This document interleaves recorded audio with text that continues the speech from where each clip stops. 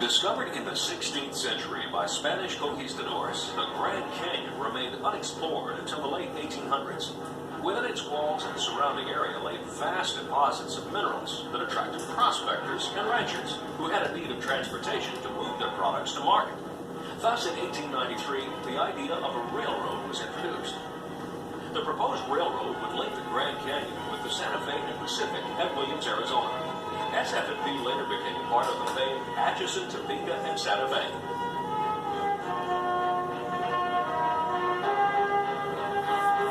The new Santa Fe and Grand Canyon Railroad began construction in 1899 at Williams, building north to Anita. Financially stressed by SF&P, the company went into receivership in 1900. The line was sold to SF&P and set up as subsidiary the Grand Canyon Railway in the territory of Arizona, and rails were completed to the canyon, commencing service in 1901. One of the more visited tourist destinations in America, most people arrived via train. Presidents, kings, and celebrities joined the thousands who came, perhaps at its peak in 1953, when 20,000 Boy Scouts arrived in 53 specials, hauling 669 cars over a 4-day period. However, use of the rails declined until passenger service ended in 1968. In 1980, the Santa Fe abandoned the line, but the rails were not removed. In the late 1980s, businessman Max Biggert acquired the line, creating the new Grand Canyon Railway. Now, Mr. Biggert wasn't going to field just any railroad. This was going to be a steam line. He bought 4 consolidation-type engines, originally used in ore train service on the Lake Superior and Ishpeming Railway. The engines, built by American Locomotive Company, were also used on the Marquette and Huron Mountain Railroad, a tourist hauler in Michigan. All were sent to Williams for restoration, with number 18 being rebuilt in time for the first Grand Canyon Railway train on September 17, 1989. Number 29, a slightly larger engine, was also rebuilt. These views of the engines in earlier days contrast the stunning appearance the engines have now under Grand Canyon Railway ownership.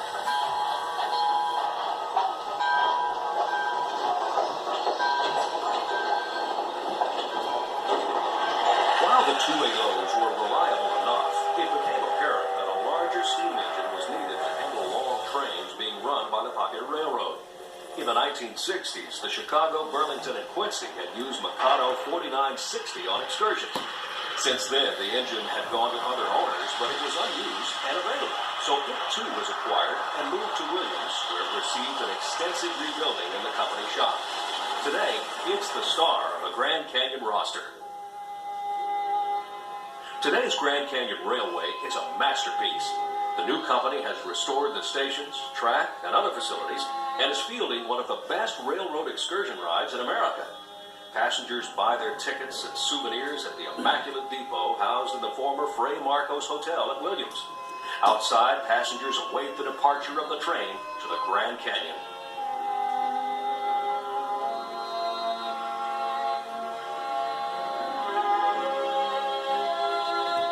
On September 30th, the last regularly scheduled steam train for 1997 is ready to depart Williams. We'll follow it on the run to the canyon. On the next day, vintage diesels will take over the run. Leaving Williams, trains turn north around the Y and pass the shop before ducking under the main line of Burlington Northern Santa Fe. This map shows the profile of the line. It's a demanding trip for the line's locomotives, which face heavy grades on both ends of the run. Engineer and Chief Mechanical Officer Robert Franson will have his hands full as 4960 tackles the consist of 8 cars.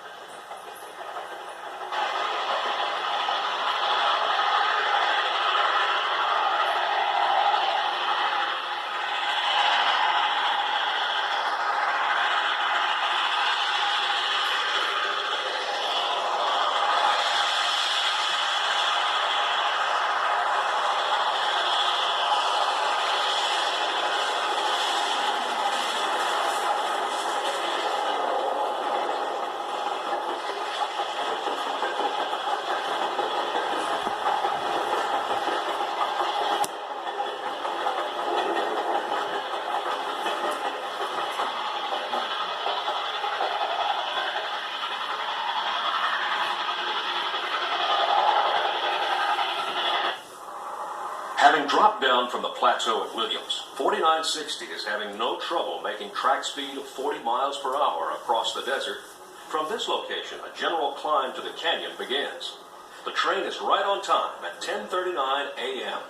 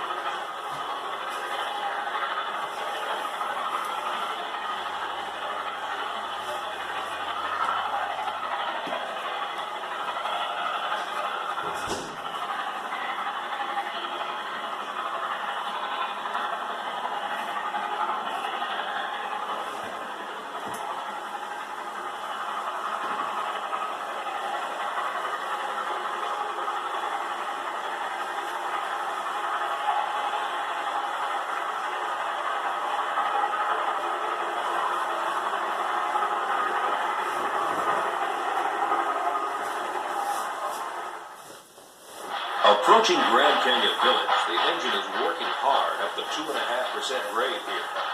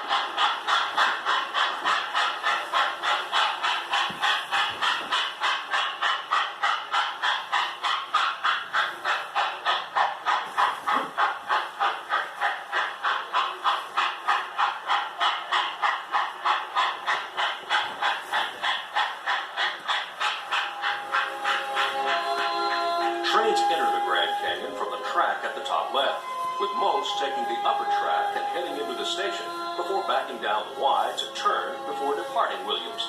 In some cases, the process is reversed and trains back into the station. This train has arrived and is backing out to turn. First-class service is available in the parlor, observation, and dome cars, while coach passengers ride in restored Southern Pacific commuter cars dating back from the 1920s.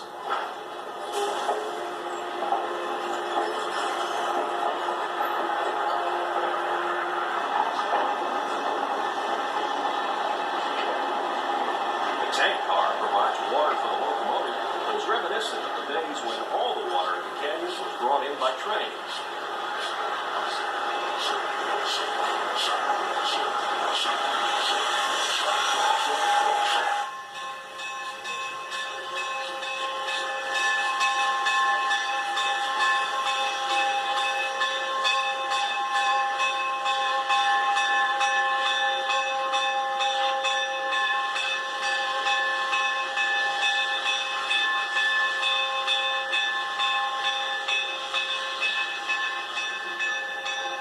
Having backed the train to the station and then cutting off to be serviced, the engine returns to the train and the crew gets ready to depart.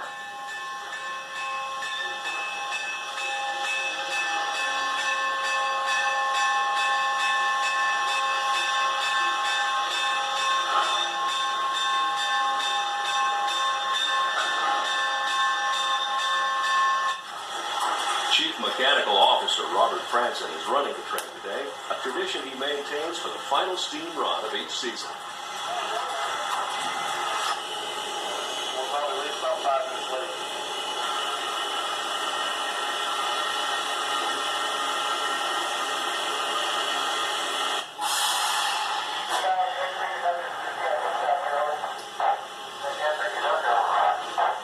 Leaving Grand Canyon downgrade, it takes a little more than a release of the brakes and a gentle tug on the throttle to start the train on its return to Williams.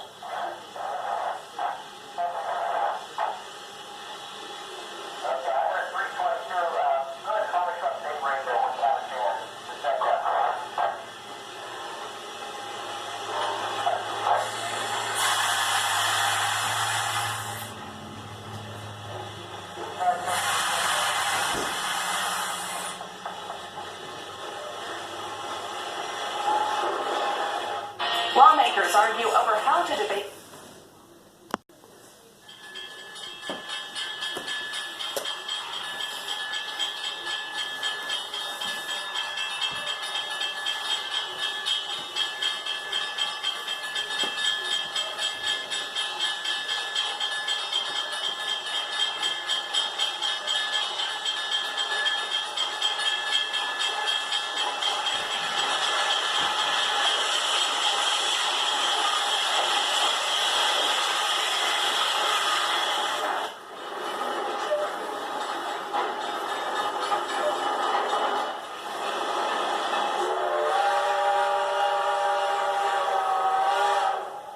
Soon the train picks up speed and later tackles the 2.2% grade out of Coconino Canyon before romping across the desert south of Anita.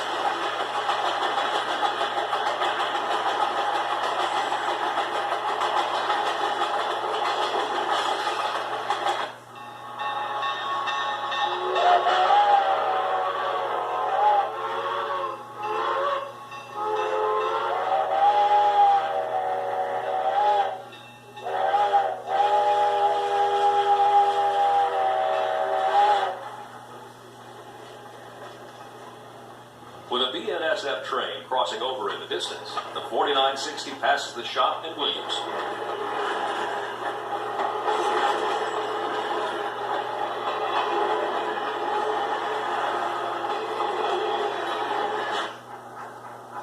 Turning west on the Y, the train eases into the Williams station.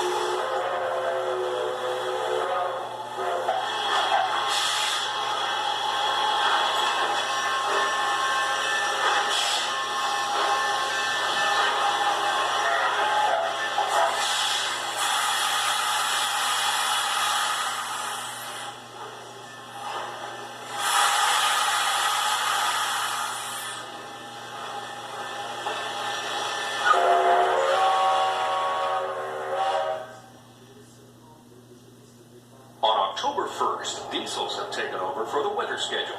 The Grand Canyon Railway runs all year, and in the winter, vintage diesels provide the power.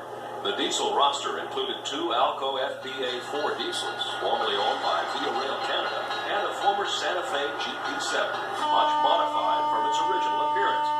Since taping this program, Grand Canyon has acquired 3 more Alcos, 2 A units and 1 B unit. By mid-1998, the company will field an ABA set of Alcos for its diesel-powered trains. On this day, the other Alco was in the shop for a major rebuilding by Grand Canyon's highly capable workforce.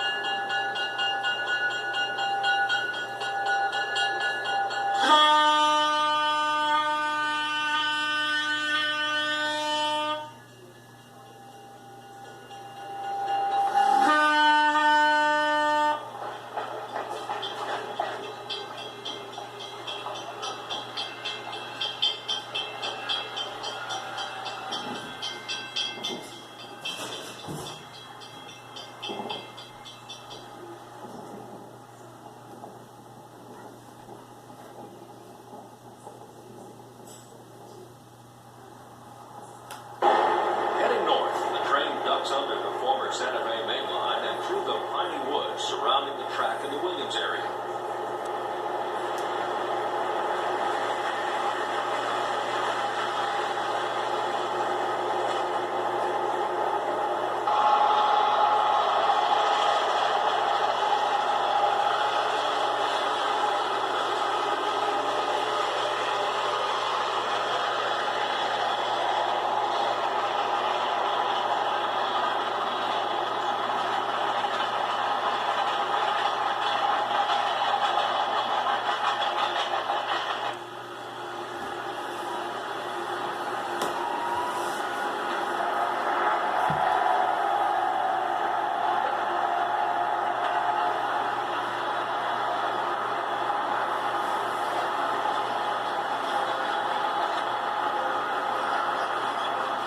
The train backs into the station under the experienced hands of engineer Charlie Harris.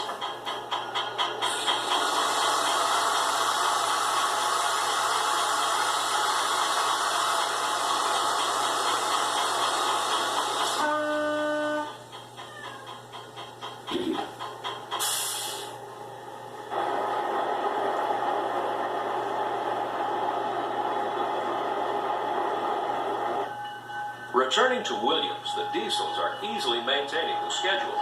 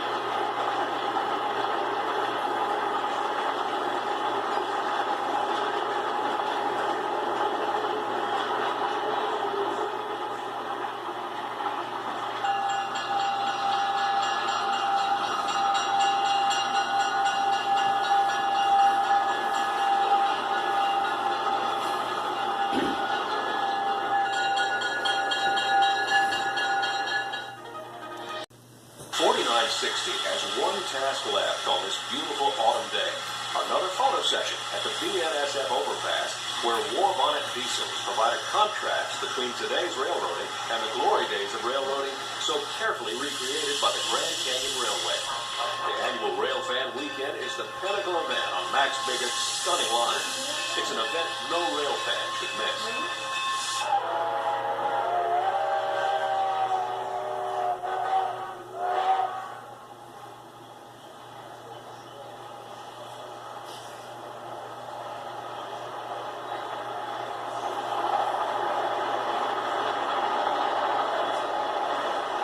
Grand Canyon Steam Spectacle. Call 1-800-783-3886 to order the 90-minute full-length DVD or VHS tape. Just $29.95 plus shipping and handling. See our website for more great programs. From the Glory Machine series with historic footage to in-depth coverage of the Pennsylvania Railroad, New York Central, Norfolk and Western, B&O, Illinois Central, L&N, New England, Western Railroads, Chicago Railroads, and fabulous documentaries of the California Zephyr, Super Chief, SP Daylights, and more. Steamboat's Delta Queen, American Queen, and more. All available on DVD or VHS, narrated with authentic sound effects and tasteful music. Log on to heronrail.com for details and ordering information. It was here